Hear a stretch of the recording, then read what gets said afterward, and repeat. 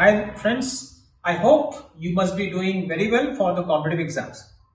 प्रतियोगी परीक्षाओं में नॉर्मली जो सामाजिक धार्मिक सुधार आंदोलन है उससे संबंधित बहुत सारे क्वेश्चंस पूछे जाते हैं और आपको तो पता ही है in India the society and religion are closely integrated and there were certain lacunas in our Indian society and to mop out those lacunas the social religious reformation we are done in the second half of the 19th century. तो आज हम इन्हीं important social religious reformation को लेके आए हैं and not only we will see the religious movement, we will also see the social movement, we will see the movements of the untouchables, we will see the movements to boost up the cause of the Indian women. तो ये बहुत ही important topic है, आपके exams में बहुत number इसमें काफी questions पूछे जाते हैं. लास्ट तक जरूर बने रहिएगा. मैं हूं आपका दोस्त Gaurav Marwah from unique IAS study circuit.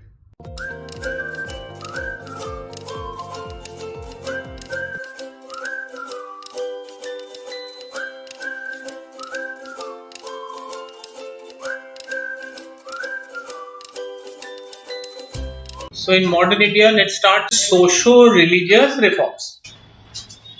Why the term socio-religious? Because in India, the society and the religion are closely integrated. सामाजिक धार्मिक ये एक साथ शब्द क्यों आ रहा है जोड़े में? क्योंकि भारत में धर्म और समाज एक दूसरे से बहुत अधिक एकीकृत हैं. जरूरी नहीं है दुनिया में हर देश में ऐसा हो. If we talk about the case of China, it's not so. Japan, it's not so. Their society and religion are not much integrated. But in India, they are integrated. That means religion decides number of aspects of the society. So that is why a collective bundle of terms, socio-religious. Now the next term is reform. What do you mean by the term reform? There are number of types of changes. The slow change, gradual changes are known as reforms. तो सुधार शब्द क्यों इस्तेमाल किया गया है? क्योंकि जो धीरे धीरे सकारात्मक परिवर्तन होते हैं, सही दिशा में होते हैं, उनको सुधार कहते हैं. There are certain changes which are sudden, which are structural changes. They are not reform, they are known as revolution. कई बार सुधार यकायक होते हैं, संरचनात्मक परिवर्तन कर देते हैं. ऐसे सुधारों को सुधार न कहकर क्रांति कहते हैं. Such reforms are known as revolution, like the French Revolution, the Bolshevik Revolution.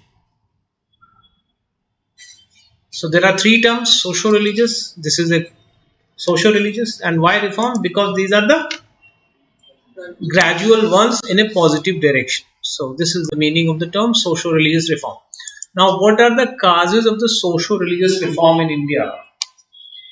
अभी तक सब शांत बैठे थे हम लोग और एकदम से सोशो-रिलीजियस रिफॉर्मेशन स्टार्ट हो गए. तो कुछ ना कुछ तो कारण होंगे 19th सेंचुरी में क्यों हुए. तो नंबर 1 इज द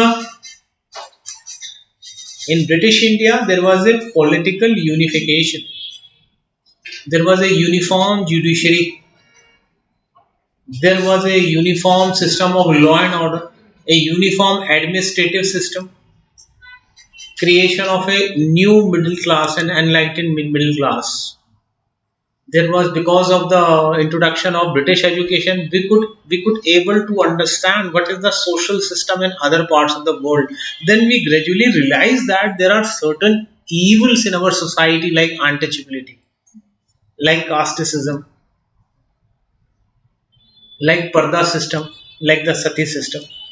तो हमारे यहाँ जब इतना एडमिनिस्ट्रेटिवली सब इंटीग्रेशन हो गया, जब हमने अंग्रेजी पढ़ ली, सब पढ़ लिया, तो हमको बहुत ही अब क्लियर हो गई ये चीज़ कि हमारे समाज में बहुत सी कुरीतियां हैं और हमें इन कुरीतियों को दूर करना है. So second part again suggest the same story. The wine of English education went deep into the minds of Indians. And from that wine, the hangover was in the form of liberty, equality, fraternity and social reforms. अंग्रेजी शिक्षा रूपी शराब जब हमारे अंदर गई तो उसका हैंगओवर किस रूप में बाहर आया? स्वतंत्रता, बंधुत्वता, सब भाईचारा, सब बराबर है, यानी छुआछूत नहीं करो, महिलाओं को बराबरी का दर्जा दो. And the role of press, The press also highlighted certain aspects, pathological aspects of our society, and Indians came to know about that pathology, and they began how to remove those social evils. तो press ने भी एक सकारात्मक भूमिका अदा की, उसने ऐसी चीजों को हाईलाइट किया जिनमें सुधार की आवश्यकता थी, तो इस कारण से सुधार को आगे बढ़ा। देन इस काल में कुछ ऐसे संगठन भी बने जिन्होंने भारत के प्राचीन इतिहास का अध्ययन किया और उन्होंने बताया कि भारत एक बड़ा महान देश था, यहाँ महिलाओं की दिशा भी बहुत अच्छा थी। तो जब हम अपने पूर्व की भव्यता की ओर गए तो हमें लगा कि नहीं, अब हम में कुछ कमियां आ रही हैं और हमें इन दोषों को दूर करना। There are certain educated intellectuals who studied about the greatness of Indian past, whether it is a Theosophical society or whether it is the Asiatic society. They studied about the greatness of Indian past, and in that greatness there was equality for women. Say in till Rigvedic age there was equality for women, almost equality. There was no casteism in Rigvedic age. So when we came to know about that reality, we could able to compare that reality with the current system. तो इस तरह से भी भारतीयों को पूर्व की भव्यता और भारतीय को यही पता चला कि जब हिंदुइज्म अपने बीज रूप में था तब उसमें इस तरह की कुरीतियां नहीं थी, ये कुरीतियां तो अब आई हैं। तो फिर आवाज आने लगी कि हमें उन कुरीतियों को दूर करना। When the Hinduism was in their seed form during the Vedic age, the social evils were not so. It was a relatively equal society. There was a gender, up to an extent there was a gender equality in the Vedic age. The casteism, the untouchability was not so high. It was there, but it's not so high. So that greatness, the feeling of the greatness of the past, that boosted our morale, that motivated us to do something to again bring equality. And one another thing which is normally not mentioned, all these social religious reformation were actually not done for against the British, but unwillingly the British were the target. Unwillingly, unconsciously, because if we do the social reformation, if we are purified, we are better prepared to do something against an alien rule. मैं ये नहीं कह रहा कि आजादी के लिए हुआ, मैं स्पष्ट कह रहा हूं कि कहीं भी इनकी पृष्ठभूमि में आजादी जैसी चीज नहीं थी, लेकिन मैं ये जरूर कह रहा हूं कि उनके दिमाग में कहीं ना कहीं किसी कोने में यह जरूर चीज थी कि ये जो एलियन रूल है ये ठीक नहीं है, इसे दूर करना है, और उसको दूर करने के लिए सबसे पहले ये है कि हम आपस में जुड़ाव करें। यस और no? Because if we bring equality then only will be more united this time. तो ऐसे बहुत से कारण बने सामाजिक धार्मिक सुधार। Mr. Pradeep Sharma, All India 128th rank in IAS 2014. Hi friends, this is Pradeep Sharma and I basically belong to Bhopal. I cleared the Civil Services 2013 exam with an All India rank of 128 और इसका श्रेय मैं अपने mummy papa और भगवान को देना चाहूँगा, जिनके सपोर्ट के बिना it wouldn't have been possible. And also to Mr. Gaurav Marwa of Unique IAS Study Circle. Without his esteemed support and guidance, this journey wouldn't have been so smooth. तो अब कुछ रीजंस में आ जाते हैं, कुछ ऐसे रीजंस देखने के बाद हम ऐसी सोसाइटीज पे आ जाते हैं। अब थोड़ा हमको बात समझना पड़ेगा। देखिए, प्री वाली तो सारी चीजें अभी सॉल्व हो जाएंगी और मेंस के लिए मैं अभी से आपको टेक्निक बता रहा हूं, उस पर ध्यान दीजिएगा। इफ दे आस्क कि describe some religious reform movement, तो आपको ध्यान देना है जो जो रिलीजियस सोसाइटीज हैं उनको पहले लिखना है। If they ask you describe about some socio reformation, तो आपको सोशो रिफॉर्मेशन पे ज्यादा स्ट्रेस करना है। If they ask the movement for women, तो आपको फिर महिला आंदोलन के लिए ज्यादा लिखना है। If they ask the movement for untouchable, तो आपको अनटचेबल पे लिखना है। I hope you are getting the point. मुख्य परीक्षा में कई पृष्ठभूमि से प्रश्न बन सकता है, आप चाहे तो नोट कर लें। In mains there can be following format. Number 1, religious reformation. मेरे साथ बोलिए, धार्मिक सुधार, उस पे हो सकता है 200-250 वर्ड जितना चाहे लिखवा लें। Number 2, सोशो रिफॉर्म्स, सोशो सामाजिक सुधार। नंबर 3 सोशो रिलीजियस सामाजिक धार्मिक दोनों ही लिखवा सकते हैं, socio religious. Number 4 the effort for reforms of women। मैं एम्पावरमेंट वर्ड का भी इस्तेमाल नहीं कर रहा हूं क्योंकि उस समय वो शब्द नहीं था। The reformation for upliftment of women, महिला उद्धार के लिए किए गए आंदोलन और प्रयास। कितने हेड हो गए अभी तक? Then 5th for untouchables, the reformation for done for untouchables. कितने हो गए head? 5. Number 6 the Muslim reformation, the reformation in Islam. तो आप इतना कर लोगे तो फिर आपको मेंस की भी अभी से पूरी तैयारी आपकी इस चैप्टर में हो जाएगी। क्लियर? चलिए स्टार्ट करते हैं। तो अब किसी भी सोसाइटी, अच्छा इसमें बहुत सारी ऐसी सोसाइटीज हैं जो रिलीजियस रिफॉर्मेशन भी किया है उन्होंने, जिन्होंने सोशल भी किया है। कुछ ऐसी सोसाइटीज हैं जिन्होंने विमेन के लिए भी काम किया है।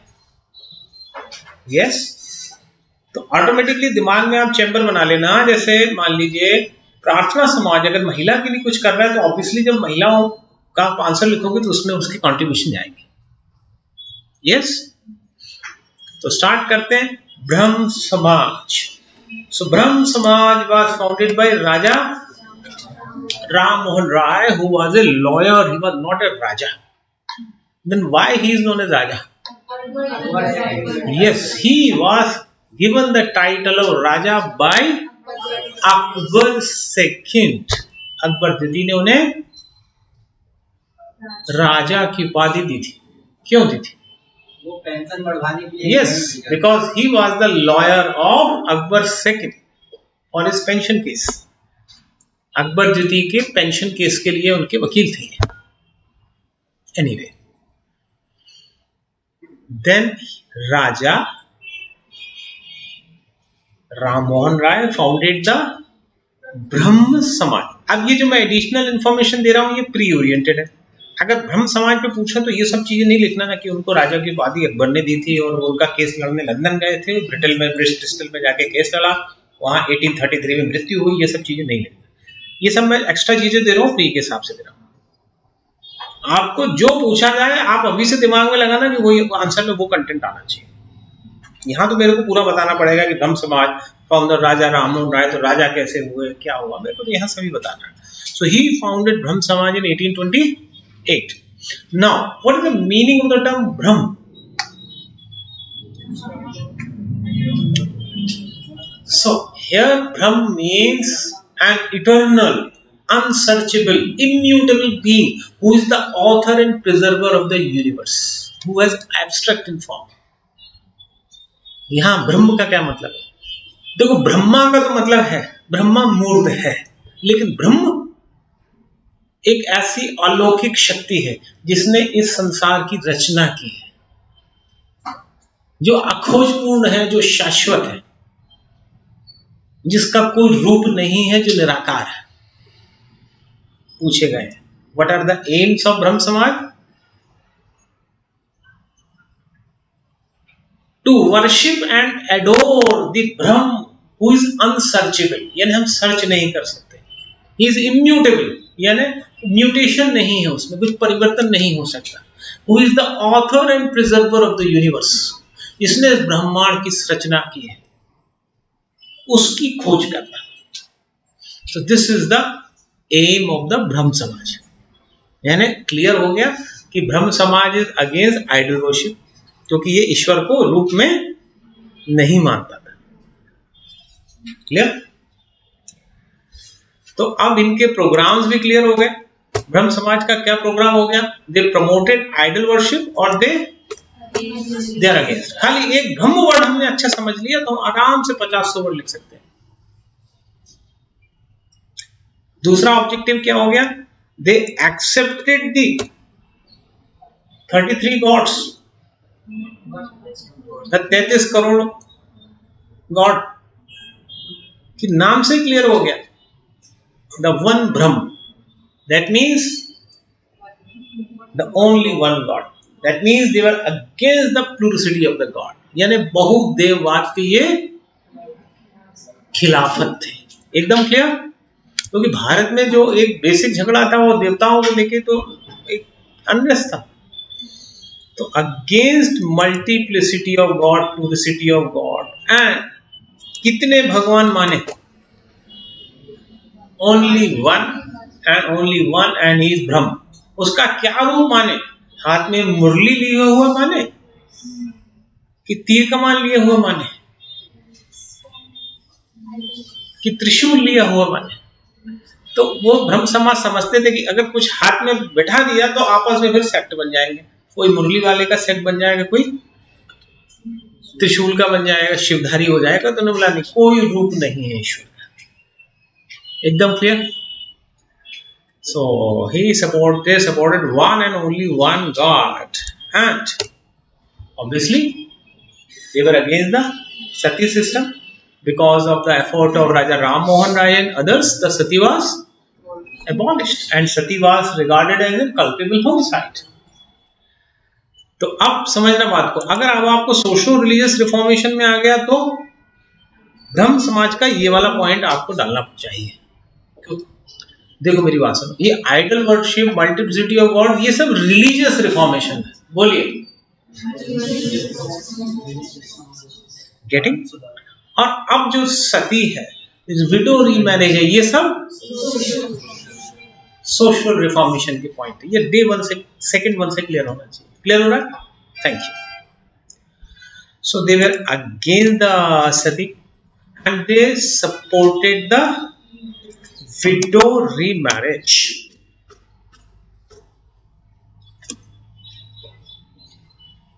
विधवा विवाह का इन्होंने पक्षधर किया। बाकी डिटेल में आपको बता चुका हूं। And Raja Ram Mohan Roy had a newspaper known as संवाद कौमुदी, and he propagated his ideas about Brahma, the monotheistic God, in his book The Gift to the Monotheist, एकेश्वरवादी को भेंट।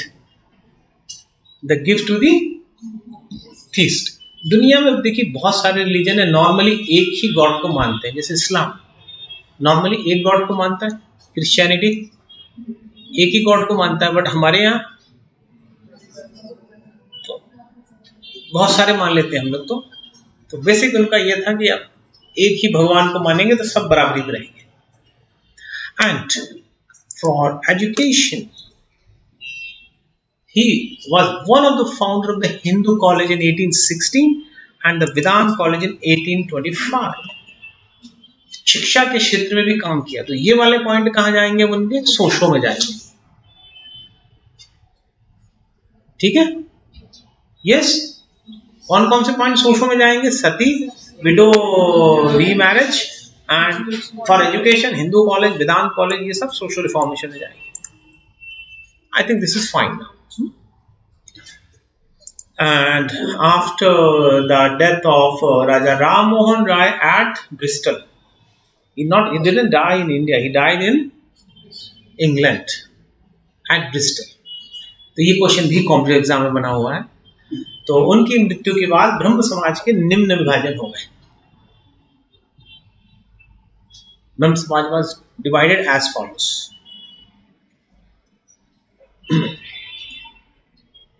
भारतीय ब्रह्म समाज क्या कहलाया टुकड़ा? वन फैक्शन नोन एज भारतीय ब्रह्म समाज। It was under Keshav Chandra Sen. तो एक जो उसकी विंग कहलाई भारतीय ब्रह्म समाज, और दूसरी विंग कहलाई इसकी आदि ब्रह्म समाज। एक बार मेरे साथ रिपीट करो, आदि ब्रह्म समाज। जो आदि ब्रह्म समाज था, that was under the Devendranath Tagore. Devendranath Tagore also founded Tattvabodhini सभा 1839 पूछा गया है। तो बेसिकली दो टुकड़े हुए थे ब्रह्म समाज के। पहला भारतीय ब्रह्म समाज जो थोड़ा मॉडर्न आउटलुक का था, ज्यादा रेडिकल था, और एक ट्रेडिशनल इसका धड़ा रहा, बिकॉज राजा राम मोहन राय के नेचुरल सक्सेसर जो थे वो देवेंद्रनाथ टैगोर थे। ये टैगोर साहब की फिर कुछ बच्चे थे जो आगे बहुत अच्छा काम करने वाले हैं, देवेंद्रनाथ टैगोर के, like the Rabindranath Tagore, like the Satyendranath Tagore, like the Avnindranath Tagore. तो अभी हम आएंगे इनके काफी अच्छे बेटे थे। तो अब थोड़ा सा साधारण ब्रह्म समाज पे वापस आ जाए। ये साधारण ब्रह्म Samaj was founded bye the Bharatiya Brahma Samaj was founded by Keshav Chand Sen. So Keshav Chand Sen advocated for, he opposed the child marriage. बाल विवाह का बहुत जबरदस्त विरोध किया उन्होंने, लेकिन इनकी जो एक बालिका थी, एक बड़ा अच्छा रिश्ता आया एक महाराजा के यहाँ घर से उनके बेटे से, तो वो टेम्पटेशन को रोक नहीं पाए, तो he married his child daughter, so his followers left. तो इस तरह से भारतीय जो ब्रह्म समाज है जिसको केशव चंद्र सेन ने बनाया है, तो उस केशव चंद्र सेन के फॉलोअर उनको छोड़ के चले गए, तो इस तरह से बना साधारण ब्रह्म समाज। ये नोट्स में दिया हुआ है। The followers of Keshav Chand Sen left him when Keshav Chand married his child daughter, and those followers made a new sect known as साधारण ब्रह्म समाज। यानी साधारण ब्रह्म समाज भारतीय ब्रह्म समाज का एक पार्ट है। तो इस तरह से ब्रह्म समाज के फिर टुकड़े भी हुए थे, और एक महिला विंग भी बनी थी इसकी, चाहे तो वो भी नोट कर सकते हैं। या अभी रिफॉर्मेशन में उनका नाम वैसे भी आने वाला है, तो वहीं पे पढ़ते चलिए। Mr. Tarun Kumar Pithode, All India 7th rank in IAS 2009. Gaurav Marwah sir का बहुत बड़ा योगदान है मेरी सफलता में, and since I was a regular student of his class, I did not attend any other coaching in Delhi और anywhere else for general studies, and I am personally thankful to him. तो अब ब्रह्म समाज के बाद आते हैं प्रार्थना समाज। सो प्रार्थना समाज was a collective effort bye आत्मा राम पांडुरंग, महादेव गोविंद रानाडे, केशव चंद्र सेन। जो ब्रह्म समाज के लीडर थे केशव चंद्र सेन, वही Keshab Chandra Sen, Keshab Chandra Sen etcetera etcetera, somewhere in the middle of the 1860s, 1865 से 1867 के बीच में बना था। ऑब्जेक्टिव क्या थे? प्रार्थना। कैसी प्रार्थना? एक पशु उठाओ, उसकी बलि कर दो, इस तरह की प्रार्थना। वैसी भी प्रार्थनाएं होती थी इंडिया में। तो ऑब्वियसली एक लॉजिकल रैशनल वर्शिप, यानी साफ सुथरी सफाई वाली एक तार्किक पूजा करना, एक तार्किक विधि से पूजा करना। And the tone and temperament of the Prarthana Samaj was not that much religious as it is more profoundly social. प्रार्थना समाज की गतिविधियां धार्मिक कम और सामाजिक सुधार की तरफ ज्यादा थी, ये पहले से ही समझ लेना। So that's why they opened the night schools. They worked for widow remarriages. और इन्हीं के जो एक वन ऑफ द को फाउंडर थे, आप देख रहे हैं, Ranade founded the Deccan educational society, and this society also work against the untouchability. Social front पे काफी काम किए थे प्रार्थना समाज। नाम प्रार्थना है, प्रार्थना रिलीजियस होती है, लेकिन मैं आपको बार बार रिपीट कर रहा हूं कि इस समाज के ऑब्जेक्टिव्स जो बेसिक फील्ड पे काम हुआ है वो सोशल रिफॉर्मेशन ज्यादा हुआ। देन वेद समाज, तो इट वाज लाइक ए ब्रह्म समाज। वेद समाज वाज फाउंडेड इन मद्रास 1864। मद्रास में इसकी नींव रखी गई 1864। प्रार्थना समाज के आसपास का है, लेकिन कहाँ का है? ये मद्रास का है। And its founder was K. Sridharalu Naidu.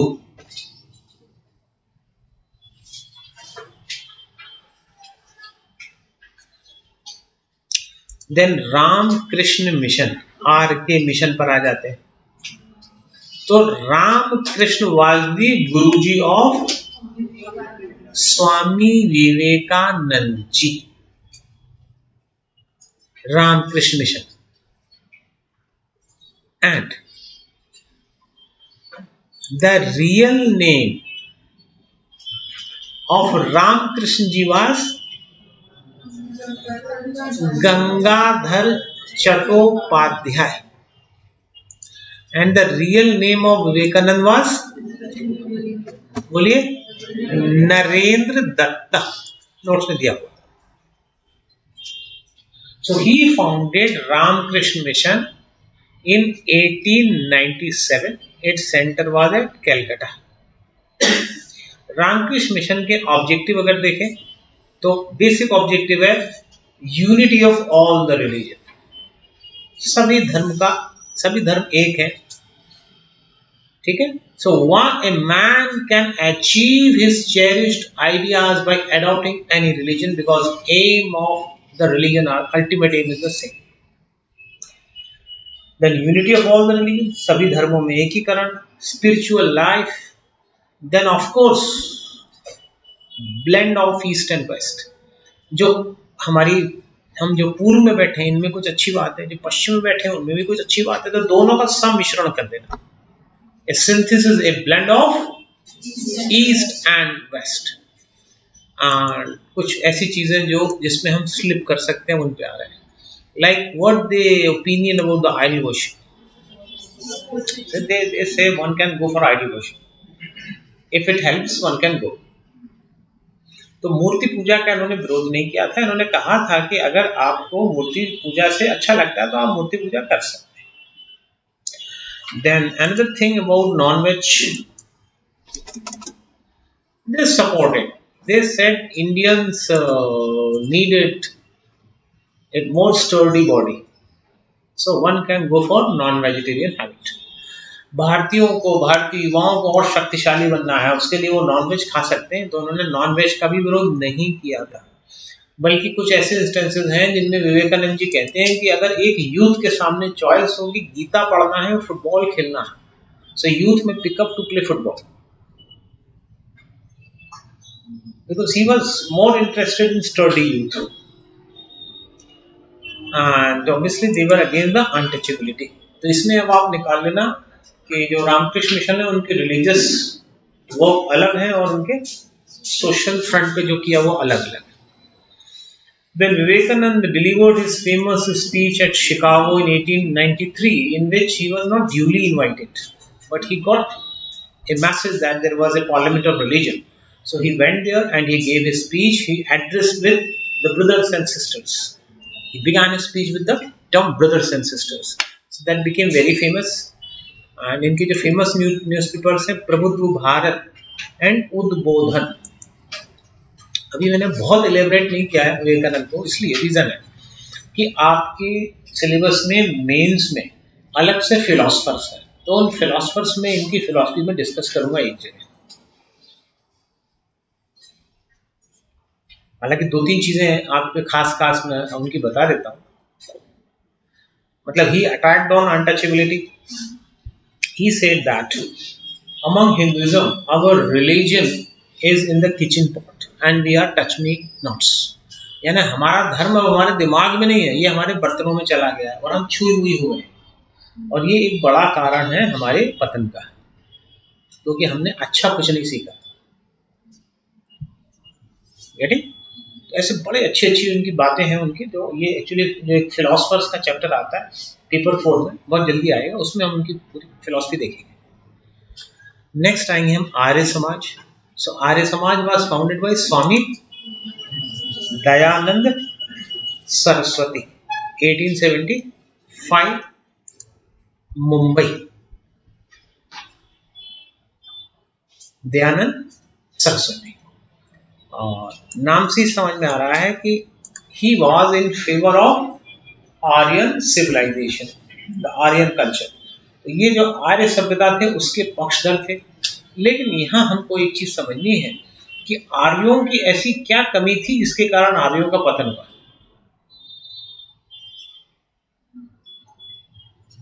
There were massive sacrifices, there was massive animal sacrifices, massive ritual which led to the fall of Aryan age, the Vedic age. तो हमें समझना पड़ेगा कि he supported the Aryan civilization. He gave the slogan, "Go back to Vedas," but he said, "Don't go back to the pathology of the Vedas, but to the positive aspects of the Vedas." इन्होंने ये नारा तो दिया कि वेदों की ओर लौटो, लेकिन वेदों की बुराई को रिपीट मत करो। इसीलिए आर्य समाजी जितने भी हवन तो करते थे, लेकिन उस हवन में पशु बलि नहीं करते थे, जबकि वैदिक काल में तो animal sacrifice was an integral practice with the Vedic havans. Okay, so he favored Ved and he criticized the Purans, and he said Purans are full of false knowledge. वेदों को उन्होंने प्रोटेक्ट किया, पुराणों को क्रिटिसाइज किया। कितने पुराण है टोटल, है ना? तो देयर आर 18 पुराण, याद रखिएगा, 18 पुराण है, और उन्होंने बोला Puranas are full of stories, false knowledge. And Vedic काल में आप बताएंगे भगवान की पूजा कैसे होती थी, मूर्ति के रूप में या बिना मूर्ति के? बोलिए। In Vedic age there was no idol worship, so same thing, he opposed the आइडल्टरी,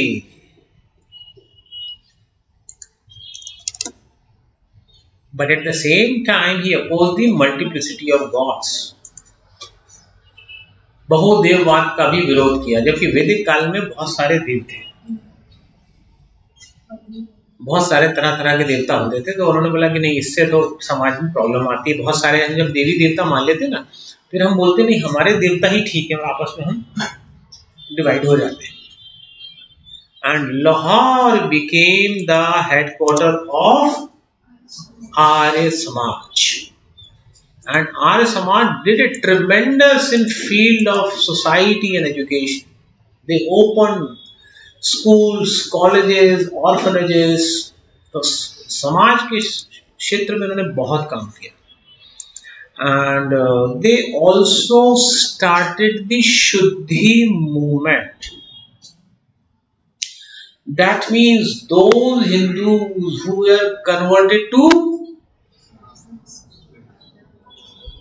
Islam now can purify and come back to the Hindu fold. यानी हिंदू जो किसी प्रलोभन या किसी भी दबाव में किसी कारण से जो इस्लाम में कन्वर्ट हो गए थे, वो अब हम उनको एक वो रिचुअल करते थे शुद्धि, और शुद्धि करके वो वापस बोलते थे अब आप हिंदू फोल्ड में आ जाओ। तो ये एक ऐसा मूवमेंट रहा जिसने कहीं ना कहीं बैलेंस को बिगाड़ा, कहीं ना कहीं इसने कम्युनल वायलेंस को भी जन्म दिया, right? And after the death of Dayanand, Arya Samaj was divided into 2 wings. Number 1 the DAV, the Dayanand Anglo Vedic. आज भी डीएवी स्कूल से जगह जगह याद करो। तो ये जो डीएवी जो धड़ा है, that was a pro changer, ये परिवर्तनवादी धरा था। दयानंद एंग्लो वैदिक, यानी वैदिक टाइम को सब पूरा अडॉप्ट नहीं करना, वैदिक की अच्छाइयों को भी लो और एंग्लो की अच्छाइयों को भी लो। Anglo Vedic pick up the positive aspects of Ved and the Anglo, hence the term Dayanand Anglo-Vedic.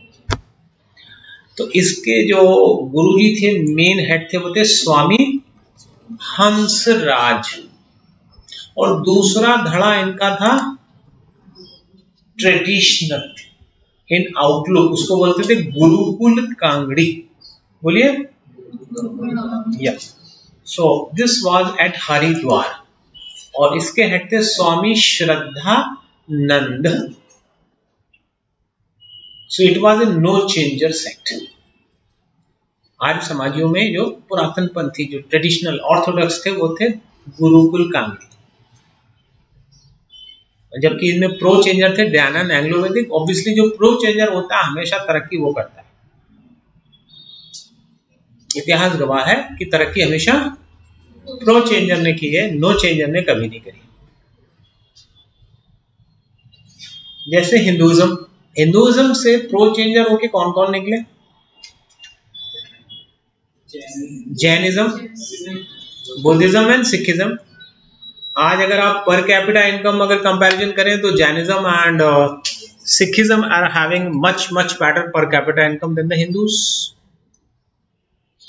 Christianity में भी अगर हम प्रोटेस्टेंट्स और कैथोलिक्स की बात करें तो Catholics are the no changer and Protestants are the pro changer. So most of the capitalism is occupied by the Protestant Christians.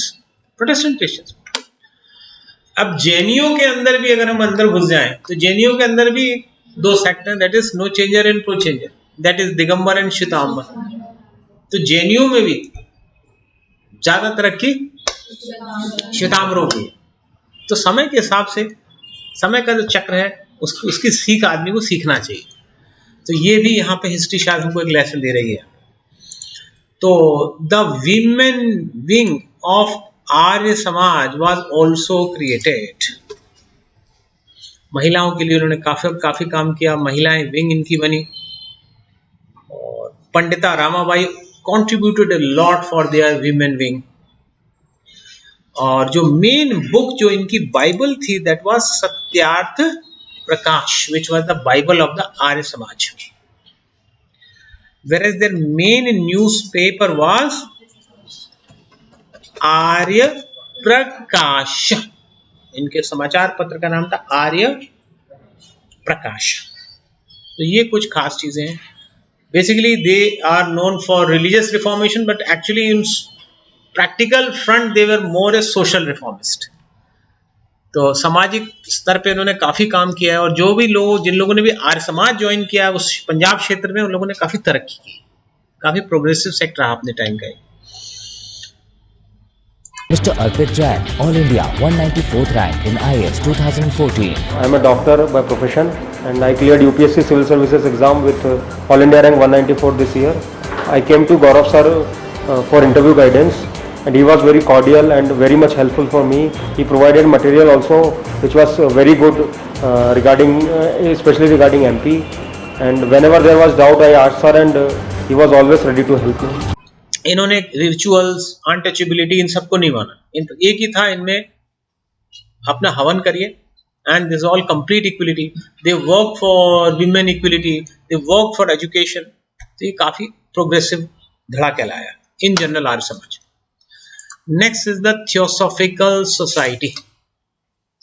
The theosophical word is derived from the term theo plus sophy. Theo means God.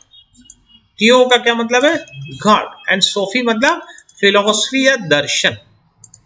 सो दो शब्दों से मिलके बना थियो। थियो मतलब ईश्वर, Sophie मतलब दर्शन, यानी ईश्वर का दर्शन। So it was founded not in India, it was founded abroad at New York by colonel Olcott and madam Blavatsky 1875. Later on it was shifted to RDR Madras, and in 1893 Madam Miss Annie Besant joined it and she promoted this sect. तो any Besant ने जब से join किया तब से ये sect और आगे बढ़ा। एंड बेसिक थियोसॉफिकल सोसाइटी का जो मेन ऑब्जेक्ट था क्या था? Theo plus sophy, that means to study the ultimate aim of the universe, to ultimate goal of the human being. ये जो ब्रह्मांड है उसकी स्टडी करना और ये देखना कि जो मानव है उसके जीवन के अंतिम उद्देश्य क्या है। Then to inculcate self respect, self confidence and high moral. क्योंकि भारतीय गुलाम थे, कहीं ना कहीं मोरल यानी मनोबल टूटा हुआ था, तो मनोबल बढ़ाना, सेल्फ रिस्पेक्ट बढ़ाना, इस तरह से भी उनका उद्देश्य था। And to promote equality of all religion, और ये बताना कि सभी धर्म बराबर हैं, सभी संस्कृतियां बराबर हैं। क्योंकि एनी बेसेंट तो खुद ही एक सताए देश की थी। She was from Ireland and Ireland was a colony of Great Britain. तो she has a paper, newspaper known as Commonweal, and she also started the Home Rule League movement in India. तो उनके जो political काम है अभी हम देखेंगे जब नेशनल अफेयर स्टार्ट करेंगे, क्योंकि अभी हम we are limited to the social religious reformation. आगे का आप रिवाइज करिए.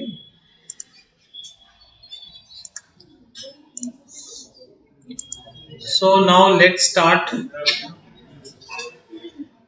some lower caste movement. तो एक हेडिंग डाल दीजिए, the lower caste movement.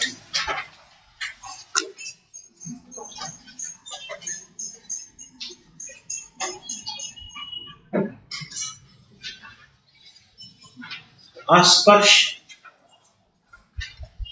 जातियों से संबंधित या पिछड़ी जातियों से संबंधित आंदोलन. सुधा कुछ एक दो लाइन लिख लेंगे. The untouchables were suffering from social, religious, legal, political,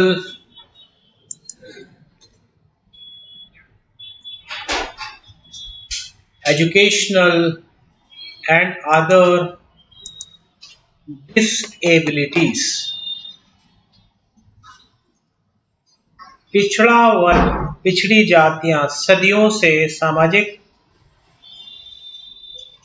धार्मिक, शैक्षिक, हिंदू विधिक,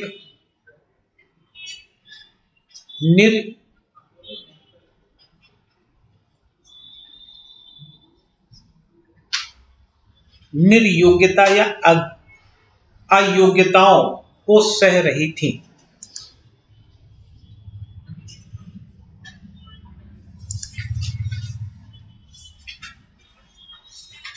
In this era, there are following lower caste movements. इस काल में निम्न वर्ग से संबंधित आंदोलन देखे गए.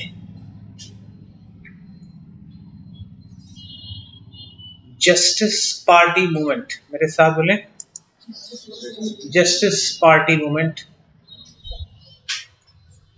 Then Satyashodhak Samaj, Satyashodhak Samaj SSS.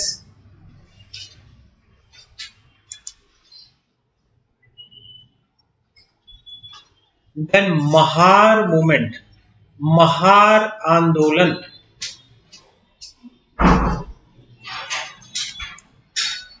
Full stop. फिर आगे लिखेंगे Mahatma Gandhi and Congress also worked for their upliftment. Congress और महात्मा गांधी ने भी उनके उत्थान के कुछ प्रयास किए.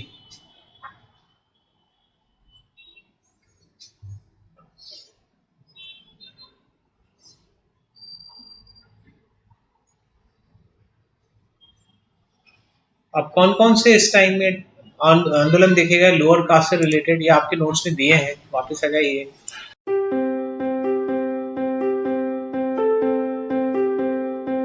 Hello, good afternoon.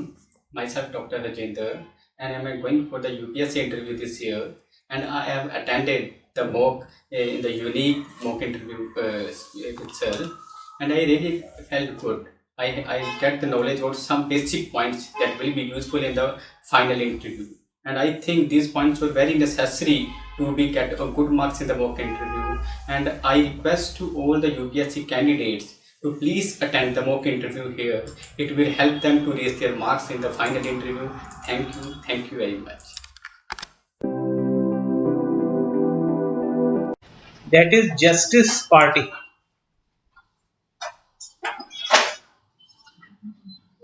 आप थोड़ा मेरी नजरिए से देखिए इस चीज को, कि ये जो हम मूवमेंट पढ़ रहे हैं ये लोअर कास्ट मूवमेंट में भी आपको हेल्प करेंगे लिखने में.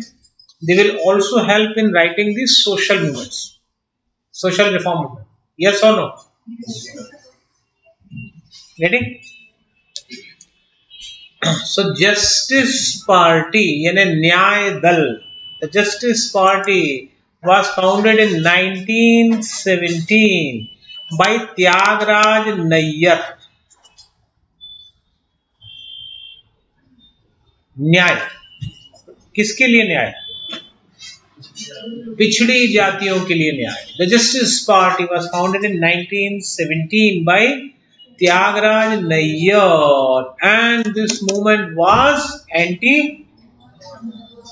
नॉर्थ, एंटी ब्राह्मण, और ये उत्तर भारत विरोधी और कट्टर ब्राह्मणवाद विरोधी आंदोलन था। In 1937, Ramaswamy Naikar became its leader, its chairman. He became very famous and he was known as Periyar. Periyar means the great. Why he is known as Periyar? Look, in South there was a staunch Brahmanism. And Brahmins didn't allow the lower caste to enter in the temples. The Brahmins didn't allow lower caste to use the ponds. यानी पूरे भारत में और दक्षिण भारत में भी जो निचली जातियां थी उनको मंदिरों में घुसने की इजाजत नहीं थी, और बहुत सारे ऐसे सरोवर थे जिनको ब्राह्मण और बाकी जातियां तो इस्तेमाल कर सकती थी, लेकिन लोअर कास्ट उसको यूज नहीं कर सकते थे। तो जो रामास्वामी नायकर है वो क्वेश्चन करते थे कि हमारे साथ इतना अत्याचार हो रहा है और ये देवी देवता चुप बैठे हैं, इनके संरक्षण में तो अत्याचार हो रहा है, तो इसलिए ये हमारे भगवान नहीं है। और इस कारण से रामास्वामी नायकर ने देवी देवताओं की प्रतिमाओं को जूते चप्पल से पीटा और उनको जूते चप्पल की माला पहनाई, जो कि अस्पर्शों ने बड़ा आनंद के साथ उसमें भाग लिया और इसीलिए वो पेरियार कहलाए। Ramaswamy Naikar, a lower caste leader, he said these idols are silent and we are being exploited by the upper caste. We are being denied entry. That means these gods do not belong to us. They only belong to Brahmins. They are not our god. We can do anything we want. So the idols of God were slapped by the rotten sleepers, and they were also garlanded by the rotten sandals, the rotten sleepers. So he popularized this movement. And in 1944, so what was the name of the movement till 1944? Justice Party. मैंने सुना नहीं, justice Party was the name of the movement. अब उसमें थोड़ा दक्षिण भारतीयता का कुछ तड़का लगना था, और वो तड़का लगा जब इसमें एक नया नाम दे दिया गया सी अन्नादुराई ने, और वो नया नाम था द्रविड़ कड़गम। सो इन 1944 its leader C. Annadurai changed the name of Justice Party to Dravid Kadgam. Dravid means the people of the south, and Kadgam means the camp, छावनी। कड़गम या कसगम का मतलब कैंप, कैसा कैंप? Military camp. तो मतलब इसको एक सैन्य नाम दे दिया गया उन्होंने।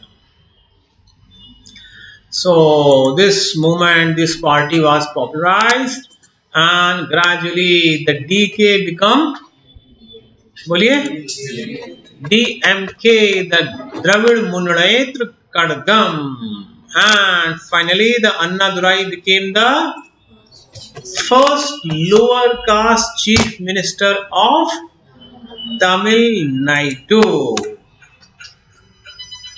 प्रथम निचली जाति के व्यक्ति जो मुख्यमंत्री बने, क्योंकि साउथ में बड़ी इंटरेस्टिंग चीज है और अनफॉर्चुनेट भी है कि साउथ में देखिए, पहले जनरल समझिए, what is the complexion of Indian society in general? It is fourfold. भारतीय हिंदुस्तानी समाज, जो अगर हम हिंदुस्तान के समाज की बात करें तो भारत में चतुर्वर्ण है। कौन कौन से चार वर्ण है? ब्राह्मण, क्षत्रिय, वैश्य और शूद्र। लेकिन दक्षिण भारत में यह चतुर्वर्ण नहीं। दक्षिण भारत में दो ही वर्ण मिलते हैं, ब्राह्मण और अब्राह्मण, द ब्राह्मण एंड द नॉन ब्राह्मण। तो मतलब प्रैक्टिकली वहां 70% नॉन ब्राह्मण में भी 2-3% इधर उधर हो सकता है। बोलिए, द ब्राह्मण एंड द नॉन ब्राह्मण्स। तो वहां पे जो लोअर कास्ट मूवमेंट है, लोअर कास्ट है, वो ज्यादा पॉपुलर होते हैं वहां पे। और अभी भी जो लीडर्स चल रहे हैं वहां के, उनमें से बहुत सारे लीडर भले ही ब्राह्मण हो, लाइक जयललिता वाज ए ब्राह्मण अपर कास्ट, बट उसके फॉलोअर्स मैक्सिमम लोअर कास्ट के। जो आज भी वहां की राजनीति लोअर कास्ट ही चलाती साउथ, क्योंकि 70% non Brahmins.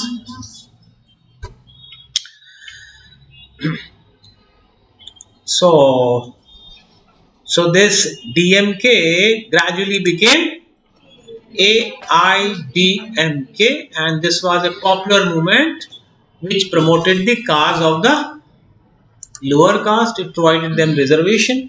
In Tamil Nadu, what is the percentage of reservation? 69%. 69% is the reservation in Tamil Nadu.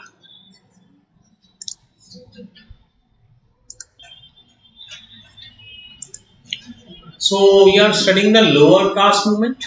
सबसे पहले हमने एक दो इंट्रोडक्टरी पैरा देखे, फिर हमने देखा justice party. The same justice party was turned into DK, DMK, then AIDMK.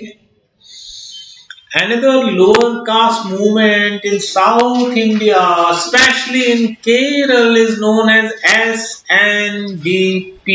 That is Shri Narayan धर्म परिपालन योगम. This is a movement which was founded by Shri Vallathol Narayan Menon. मेरे साथ बोलिए, Vallathol Narayan Menon. And it was popular among the Izhabs of Kerala. Note कर लीजिए, ये केरल की इज़हैब निम्न जाति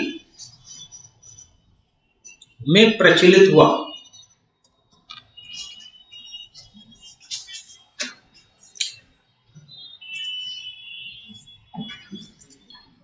So it was more popular among Izhab, which are the local toddy tappers of Kerala. यानी केरल में जो शराब बनाने वाली जात थी, जिनको इज़हैब कहा जाता था, उनमें ये काफी प्रचलित हुआ. और इनके गुरु थे श्री वल्लथोल नारायण मेनन. और ये जो श्री वल्लथोल नारायण मेनन है, ये हमारे जो जनरल स्टडीज 4 में जो थिंकर्स हैं, वहाँ थिंकर में हम काफी एलैबोरेट करेंगे. अभी हाल फिलहाल के लिए समझ लीजिए कि Shri Vallathol Narayana Menon advocated for number 1 no alcoholism. यानी उन्होंने इनसे कहा कि तुम लोग अब ताड़ी मत पियो, उससे तुम्हारी जिंदगी खराब हो रही है. तो ही advocated for against the alcoholism, मतलब शराब उन्होंने बोला कि अब आप ना तो पियो और ना बनाओ, इससे आपका जीवन खराब हो रहा है. Number 2, he promoted the education among इज़हैब्स. इज़हैब कौन थे? टॉडी टैपर, मतलब ताड़ी बनाने वाले, जो कंट्री लिकर है वो बनाने वाले लोग थे, जो कि वो कंट्री लिकर बनाते थे और उसको दिन भर पीते थे और उनका सोशल डेवलपमेंट नहीं हो पाता. तो वो नारायण गुरु ने वही कहा था कि आप अपने आप को एजुकेशनली स्पिरिचुअली अपलिफ्ट करिए, शराब पीना बंद करिए. इस तरह से केरल के जो निम्न जाति के लोग थे उनका काफी उत्थान किया है इस आंदोलन ने, SNDP. यानी मोटी मोटी बात है कि जो जस्टिस पार्टी है, जो DK आंदोलन है, it is for the Tamil Nadu and its Kerala counterpart is SNDP, Shri Narayan Dharma Paripalan Yoga.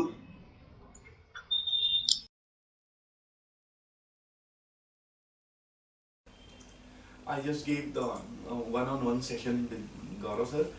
It was really very nice session because the comprehensive coverage of my DAF and other areas were very nice. I got to know many new questions and which might probably be asked in my actual UPSC examination.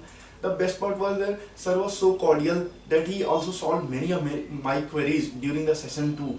And one other aspect I would like to highlight that the question of IR was of very high quality, and it really like prepared me for the actual interview in just 30 minutes in the particular IR section, and overall I really benefited from this session.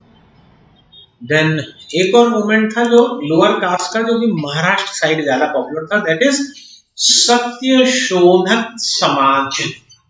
So it was founded in 1833 by Mahatma Phule, यानी gardener cast के थे महात्मा फूले. ज्योतिबा फूले नाम था उनका, जो कि काफी अस्पृश्यों के लिए काम किया, तो महात्मा कहलाए वो.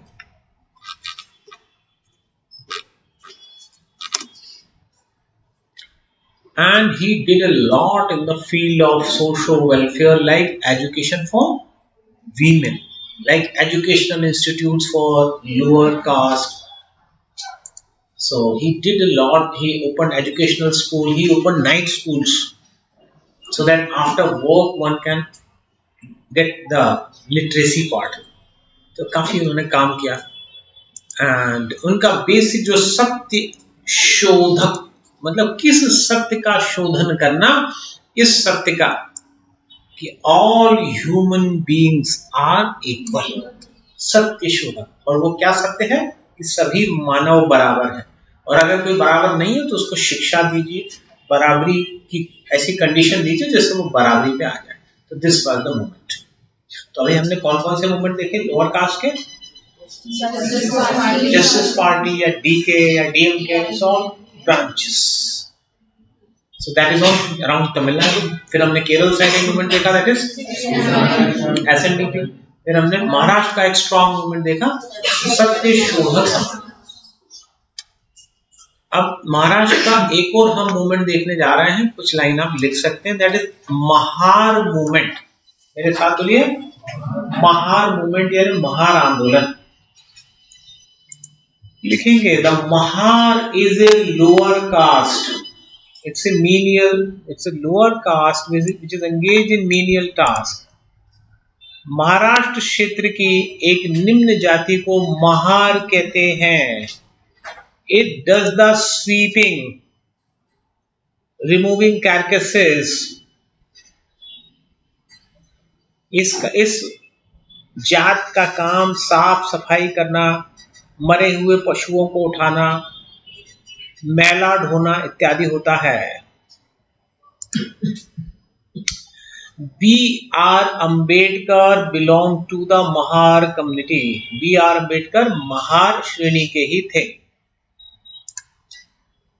B.R. Ambedkar belong to the Mahar community. तो काफी ज्यादा पॉपुलेशन है महारों की. महार से ही संभवतः महाराष्ट्र शब्द बना, और ये वहां की एक निम्न जाति है जो डिफरेंट काम में लगाई जाती है. So the main leader of the Mahar was B.R.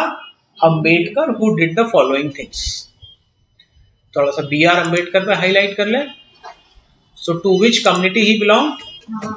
Mahar. And he was born at Mhow. Mhow कहाँ है? और महू जो है, it is an abbreviation which stands for military headquarter of wars. MHOW. मेरे साथ बोले, M military, H headquarter, O of, W Wars. Military headquarter of Wars. Nowadays we use the word MHU, but actually this is not MHU. This term was originated from the term, the British term MHOW. तो जब MHOW को हमारे हिंदुस्तान में उस area के लोगों ने बोला तो महू महू बोलना चालू कर दिया. So actually this is MHOW, which stands for Military Headquarter of Wars. So it is in district Indore. तो महू में जन्मे थे 14 अप्रैल 1891 को, और आज उनका एक बहुत ही बड़ा स्मारक महू में है. And in 1924 he founded the Depressed Class Institute, that is बहिष्कृत हितकारिणी सभा. ये नोट्स में दिया हुआ है, सिर्फ टिक करना. बहिष्कृत हितकारिणी सभा for the upliftment of the lower caste people. ये B.R. अम्बेडकर की पूरी फिलॉसफी भी हम थिंकर्स में पढ़ेंगे, ये पढ़ना है. एक चैप्टर ही है दर्शन पे, हम पढ़ेंगे उसमें। And he had also a fortnightly known as, अच्छा ये तो अभी हमने देख ही लिया। So he had also a weekly known as Janata, तो जनता नाम का उनका वीकली भी था।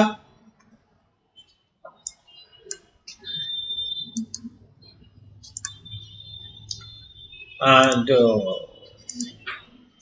he was known for his Mahad Satyagraha.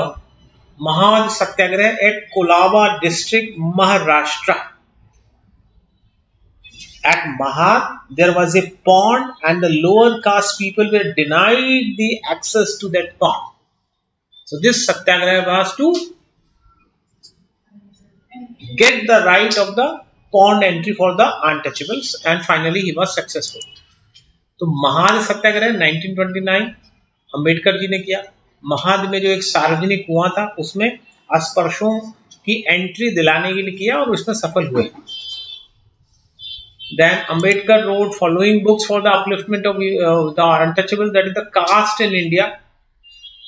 ये इनकी एक फेमस बुक है। बाकी एक उन्होंने पार्टीशन पे भी बुक लिखी थी, पाकिस्तान और पार्टीशन, इस पे भी बुक लिखी थी। एंड पॉलिटिकली अगर हम देखें तो he was one of the few who participated in all the 3 round table conferences. तीनों गोलमेज सम्मेलनों में भी उन्होंने भाग लिया था। तो आप सबको पता है कि Congress participated in only 1 round table conference, that is second round table conference. And how many congressmen participated in round table conference? Only 1 congressman, that is Mahatma Gandhi.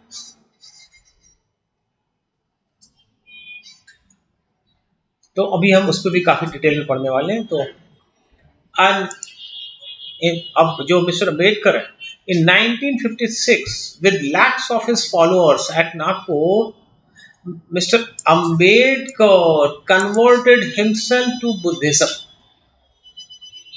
1956 में नागपुर में लाखों महारों के साथ, महार जिस कम्युनिटी के थे, लाखों महारों के साथ उन्होंने बौद्ध धर्म में अपने आप को परिवर्तन कर लिया।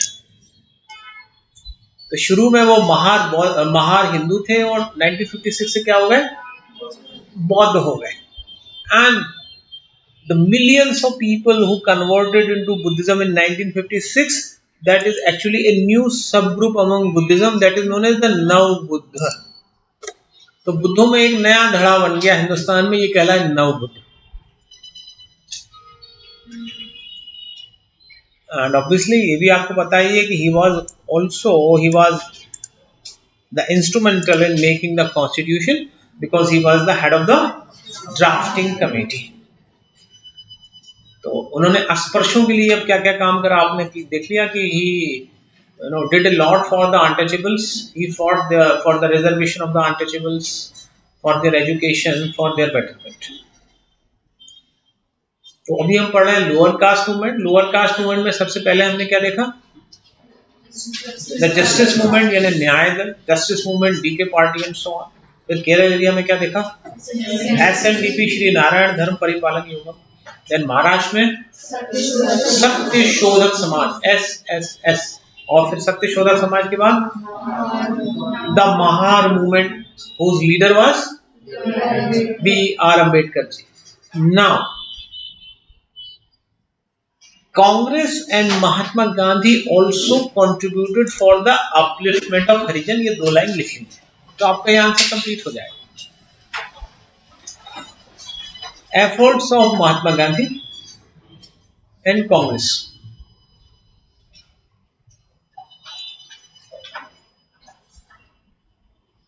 But remember, this is not a lower caste movement. This is the effort of Congress for the lower caste. एक बार रिपीट करेंगे जान के इस बात। अभी तक जितने पढ़े ये निम्न जाति के आंदोलन थे। अब जो मैं लिखाने जा रहा हूं ये निम्न जाति का आंदोलन नहीं है, ये गांधी जी ने निम्न जाति के लिए क्या काम किया वो है। ये चीज आप जान लीजिए, राइट। लिखना स्टार्ट करेंगे। Gandhi ji was the person who gave the name Harijan to the lower caste. Harijan मतलब people of the God. Gandhi ji ने इन्हें एक बड़ा ही सार्थक नाम हरिजन गांधी जी ने ही दिया था.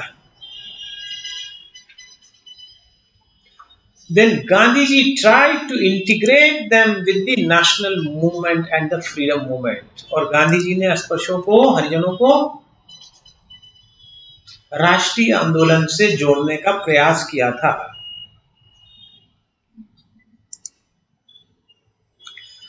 He also started a weekly Harijan.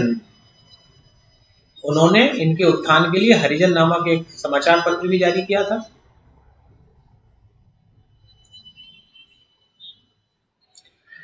And Gandhiji doubled the reservation for untouchables in the Pune Pact. Gandhiji doubled the reservation for untouchables which were offered to them by the British in Pune Pact 1932. Whatever reservation untouchables were offered, Gandhiji doubled them. अंग्रेजों ने अस्पृश्यों को जो आरक्षण दिया था, गांधी जी ने उसको दुगने से भी अधिक पूना समझौते 1932 में करवा दिया था.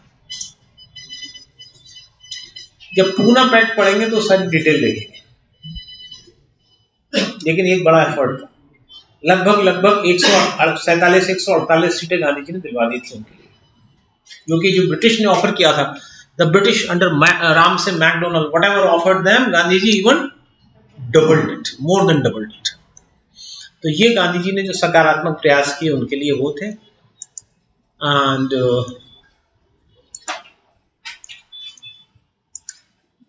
अब कुछ और मूवमेंट पे आ जाते हैं.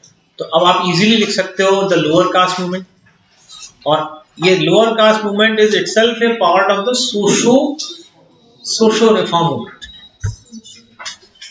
तो कुछ और मूवमेंट पे आ जाते हैं, like the young Bengal movement. ये भी पूछते हैं. It was started by a teacher Henry Vivian Derozio at Calcutta, and it was a very rational and a reactionary movement. It was against casteism, it was against fundamentalism, against untouchability. ये तर्क पर जोर देते थे हेनरी विवियन डेरिजियो. ये थे, ये बहुत जल्दी इनकी मृत्यु हो गई. क्या थे ये? शिक्षक थे. कहाँ पे? Hindu college. And who establish Hindu college? Raja Rammohan Roy. अभी पढ़ा. Next is a great reformer Ishwar Chandra Vidyasagar. ये सोशो रिफॉर्मर में आते हैं. So he is a famous social reformer. He was the inspector of schools and he opened 35 schools for the education. He also opened schools. He opened the door of the schools for untouchables. यानी शिक्षा के क्षेत्र में काम किया. Inspectors of school थे. 35 के लगभग इन्होंने स्कूल खोले और स्कूलों के द्वार अस्पृश्यों के लिए भी खोले. And he also work for window remarriage. और आप सबको पता है the first window remarriage was done by Shirish Chandra, who was his own son. तो ये ईश्वर चंद्र जी कहाँ जाएंगे? सामाजिक सुधार में जब हेड अगर मेन से लिखने को आ जाएगा तो उस तरफ जाएंगे. Then Asiatic Society, it was founded by William Jones in Calcutta 1783. Asiatic Society, and its main aim is to study the greatness of the Asia, the glory of Asia.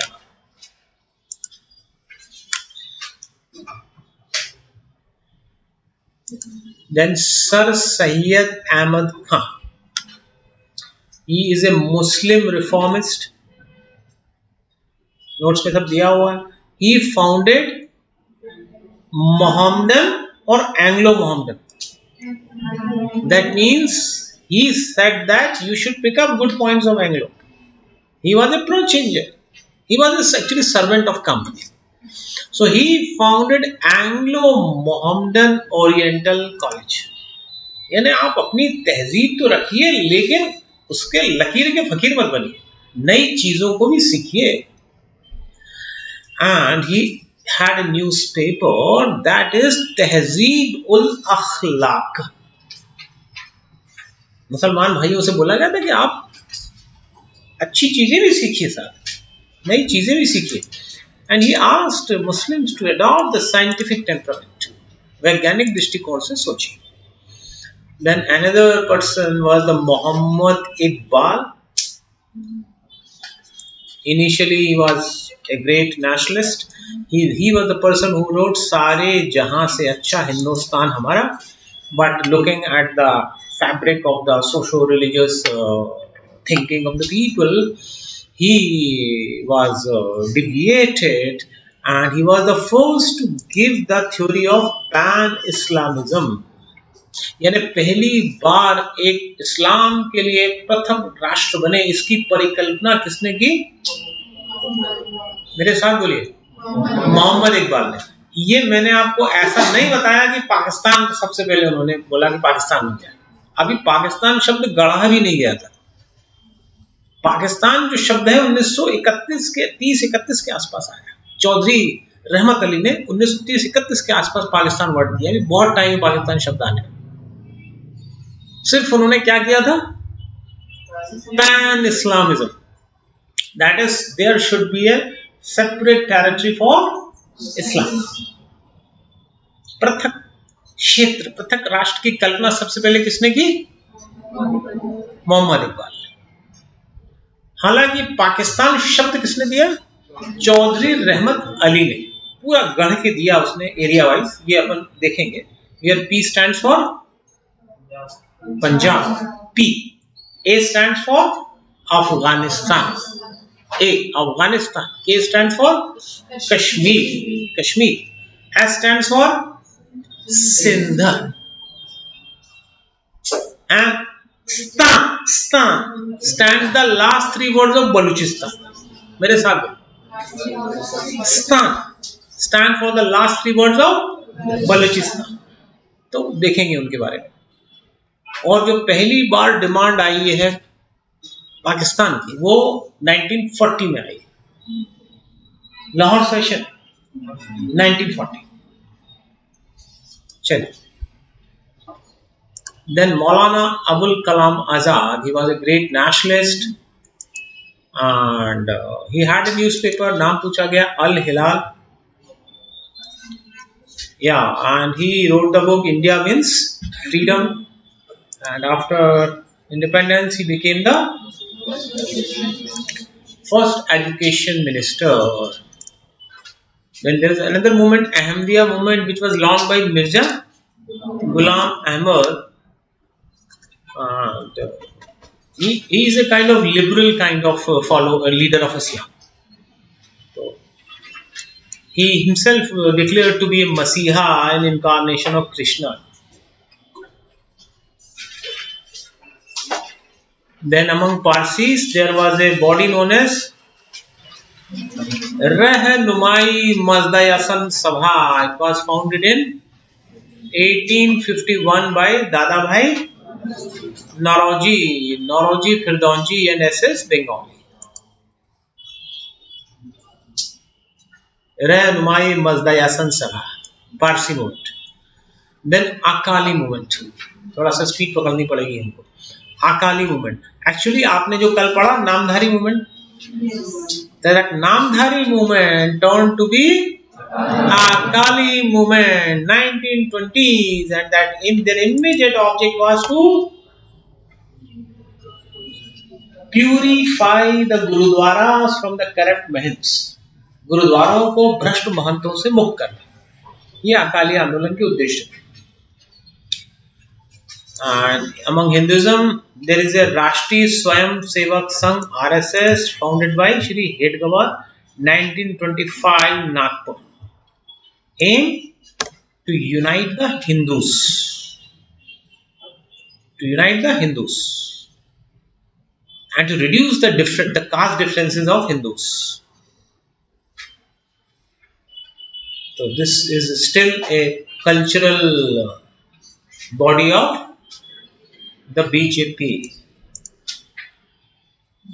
Then there may be specific question on women reform movement. थोड़ा लिखेंगे इस पे. Ms. Pallavi Vaidya, Deputy Collector, MPPSC 2017. Special thanks to Gaurav Marwar sir, Director Unique IAS. Without your guidance for pre, mains and special guidance for interview, this journey would not have been possible. I only followed your instructions. So during the Rigvedic time, the women treated at par, but from the later Vedic age, their condition gradually deteriorated. It deteriorated further at the time of the foreign invasion. Like the first example of Sati, we got it in 6th century when there was an invasion of Yavans. There was an invasion of, sorry, not Yavan, it was the invasion of Hunas.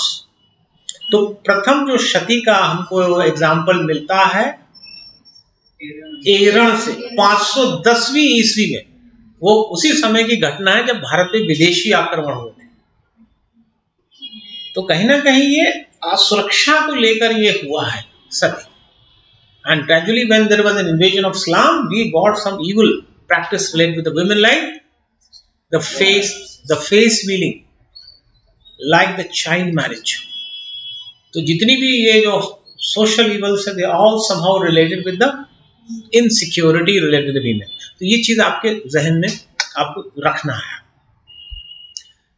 अब सीधी सीधी बात करें, the basic problems of the women in the 19th century were. अब यहां से लिखना चालू करें कि महिलाओं में निम्न सुधार की उस जमाने में आवश्यकता थी.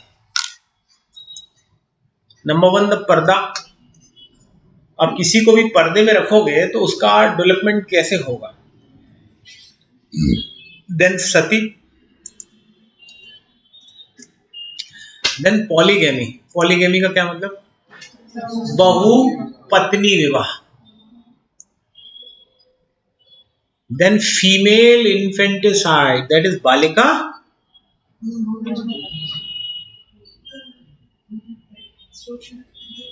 बालिका शिशु हत्या. उस समय थोड़ी अल्ट्रासाउंड होते थे कि वो, उस जमाने में तो पैदा होने के बाद पता चलता था. तो उस जमाने की इविल प्रैक्टिस क्या थी, फीमेल इन्फेंटिसाइड, बालिका शिशु हत्या. देन चाइल्ड मैरिज, बोलिए, बाल विवाह. देन एनफोर्स्ड विडोहुड, मेरे साथ बोलिए, एनफोर्स्ड विडोहुड का क्या मतलब. If she becomes window, she was not even allowed to wear proper clothes, to live in an attractive way. Even she was asked to shave her head. She was asked to take a diet which is just quite below than the average healthy diet. So, and she was asked to live aloof. तो इस तरह से काफी दिक्कतें थी enforced widowhood की. Then low literacy rate, साक्षरता की कम दर होना. ये नोट कर लीजिए, काम में आएंगी आपकी चीजें, महिलाओं से संबंधित क्या क्या समस्याएं. Then denial of rights in the parental property, so on. पैतृत्व संपत्ति पर बराबरी के अधिकारों की कमी. तो ये इस तरह से बहुत सारी समस्याएं थी. अब आपसे क्वेश्चन बनता है वीमेन रिफॉर्म मूवमेंट पे. तो अब मैं आपको क्लू दे रहा हूं, अब आप आंसर बना लोगे. तो आप लिखेंगे, first reformer to speak for women was Raja Rammohan Roy. प्रथम महिलाओं के पक्ष में पहली बार सुधार करने वाले सुधारकर्ता राजा राममोहन राय थे. अब आप उनको जो किया वो आपको पता, वो भर लीजिएगा. अगला नाम लिखेंगे ईश्वर चंद्र विद्यासागर, जो अभी हमने देखा है ईश्वर चंद्र विद्यासागर ने क्या किया. ये मैं क्या प्रैक्टिस करा रहा हूँ, ये प्री के हिसाब से तो मैटर आपको मिल गया. अब मैं आपको मेंस के हिसाब से हेल्प कर रहा हूँ. आपको उस समय आपको सोचना नहीं पड़ेगा एग्जाम देने में, अभी से आपको एक फ्रेम हो गया. ईश्वर चंद्र विद्यासागर. ये जो 3rd नंबर का है, ये आपको लिखना पड़ेगा. बेहराम जी माला बारी, क्या नाम है, Behramji Malabari, a Parsi reformer, worked for the raising the marriageable age for girls. Malabari एक पारसी महिला ने बाल विवाह के खिलाफ आवाज उठाई और बालिका विवाह की आयु बढ़कर 12 वर्ष की गई and the age of a girl child marriage the age of marriage for a girl child was rose to 12 years.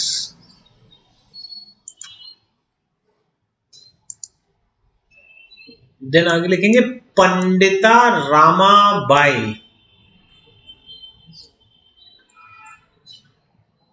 Founded महिला आर्य समाज. मेरे साथ बोले महिला आर्य समाज. पंडिता रामाबाई ने पुणे में महिला आर्य समाज की नींव रखी. शी फाउंडेड द महिला Arya Samaj. She also started Sharda सदन. उन्होंने शारदा सदन आरंभ किया for providing employment and education to women, जिससे महिलाओं को रोजगार और महिलाओं को शिक्षा मिल सके.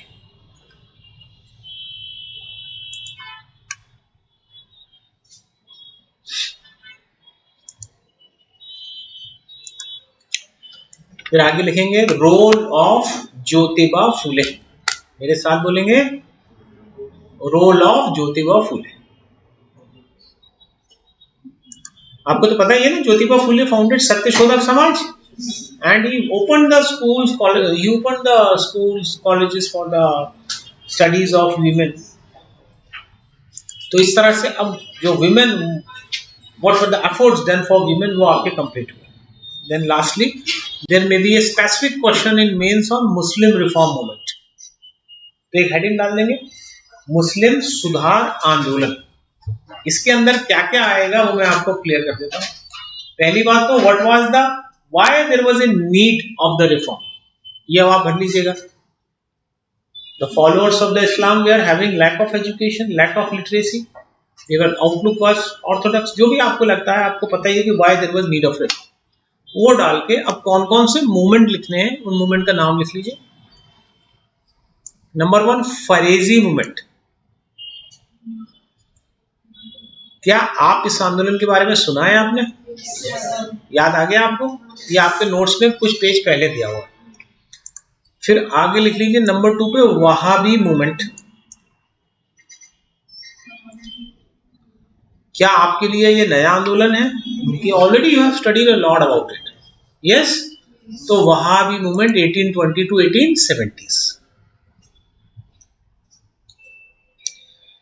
देन अहमदिया मूवमेंट, जो अभी आपने पढ़ा, मिर्जा गुलाम अहमद. मेरे साथ बोलिए अहमदिया मूवमेंट. यहां 2-4 प्रिंसिपल लिख लीजिए उनके अहमदिया मूवमेंट के. That is universal religion. मेरे साथ बोलिए यानी सभी धर्म का सारे. देन इज अपोज टू जिहाद, जिहाद विरोधी. मतलब ये धर्म युद्ध कुछ नहीं होता, धर्म का सारी जब एक है तो कैसा युद्ध. Then liberal western education to Indian Muslims. Liberal education मतलब शिक्षा के नाम पे ये नहीं कि जो मदरसा में पढ़ रहा है वो, नो. लिबरल एजुकेशन, आपको मदरसा पढ़ना है बिल्कुल पढ़िए, लेकिन साथ में आपके दिमाग में लिबरल एजुकेशन भी होना चाहिए. फिर डिसाइड करिए क्या करना. तो लिबरल एजुकेशन. और ये आपको पता ही होगा, जो मिर्जा गुलाम अहमद थे वो so liberal that he used to say I am also an incarnation of Krishna. And efforts of sir Syed Ahmad Khan. Sir Syed Ahmad Khan के क्या प्रयास थे? यस, कि Mohammedans you should strictly follow your law, your orthodox orthodoxy? Or he said no. You pick up the good points of orthodoxy, but at the same time you should pick up some good points of Anglo. So what was his view? Anglo-Mohammed. So for that he propagated his thoughts in his newspaper Tehzeeb ul Akhlaq. इस तहजीब में उन्होंने कहा कि आप नई तहजीब भी सीखिए. So whatever the problems were there, he tried to purify it. So these were the reformers for the Islam. ये आप कर लोगे तो आपका मेंस का आंसर भी यहाँ पे तैयार है. Then finally there is what is the character of socio-religious reformation and what is their contribution to national awakening. ये reading material है, इसको एक बार आप पढ़ लीजिएगा. इसका सार यही है जो मैंने क्लास के स्टार्टिंग में बताया था कि directly socio-religious reformation did not preach for nationalism, but they prepared Indians so that now Indians can better participate for the nationalism. यानी इन्होंने हर तबके को तैयार किया कि पहले आप खुद यूनाइट होंगे तब तो युद्ध लड़ोगे, चाहे हिंदुइज्म के फॉलोअर हो चाहे Islam. I hope you getting the point. ये as it is question means में बना हुआ है जिसका आंसर आपको डला हुआ है, एक रीडिंग मटेरियल है, आंसर है. देन ये भी रीडिंग मटेरियल है. What is the emergence of the new social class, right. And finally एक चीज मैं आपको लिखा रहा हूं, ये आपको मेंस में काम आएगी लिखने में, लिमिटेशंस. मैं एक आइडिया दे देता हूं लिमिटेशंस में क्या लिखना है तो ये कंप्लीट हो जाएगा आज आपका. Limitations of socio religious reformation, यानी इन आंदोलन की क्या कमियां थी. Number 1, narrow social base. ये कुछ ही वर्गों तक सीमित थे और आप समझ ही गए होंगे social religious reformation is actually more popular in educated class. Number 2, they could not reach to the rural people.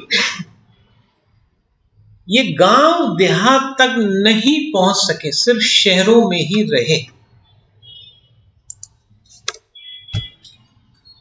Then casteism and fundamentalism remained strong. और जात पात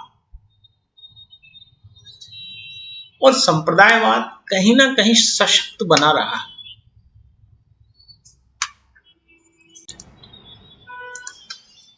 And even communalism became stronger. और संप्रदायवाद तो कम ना होके कहीं ना कहीं अंग्रेजों के प्रयासों से आगे ही बढ़ा है. The communalism even increased because British promoted the communalism. So these are some of the weaknesses you can highlight.